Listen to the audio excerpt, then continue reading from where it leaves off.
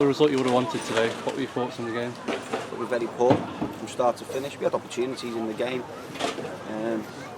but first half, obviously we had to rejig the team due to suspension. We decided to go to a back three. We looked a little bit open at times, give a sloppy goal away, 1-0. Got back in the game then, hit the post, scored, good goal, had one cleared off the line, then hit the post.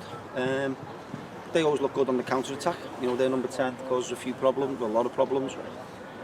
But you get them in half-time, we knock that goal right on half-time, is not good. We give a silly free kick away, then we don't defend the box properly.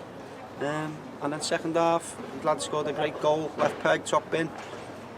But my biggest concern, disappointment really, was that we never got going after that. We never really put them under any pressure. We never got in the game, and we disappeared. And if I look at our last three performances, Marsh away and we were depleted. It was tough pitching things.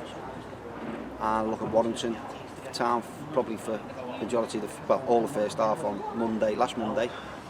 And here today, the trait was some of us didn't look up for it, and that's a worrying sign. So the players have been know that themselves, but it's short on numbers, and we need to add a few bodies. But don't take any away from Warrington Rylands. They were the better team overall by far, I thought.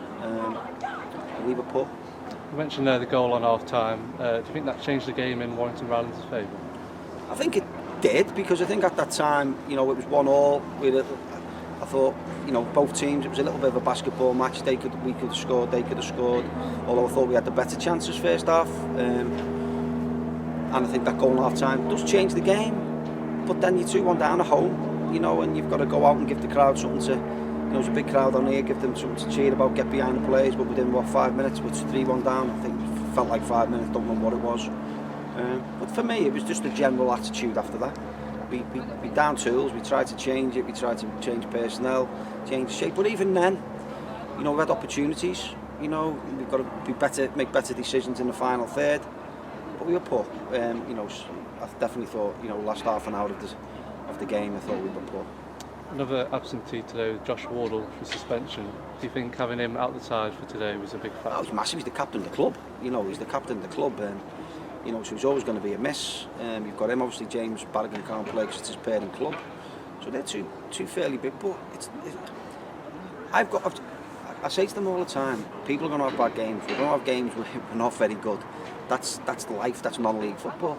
But what you can't do is throw your hand in. And I thought today, a few of our lads threw their hand in and didn't have the right attitude. And that's not acceptable.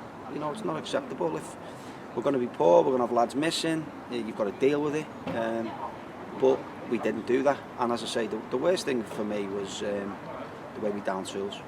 Another tough test coming up next Saturday against the league leaders South Shields. How are you prepared for that game?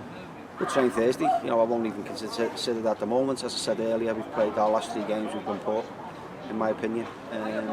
So I think it's a bigger issue than South Shields.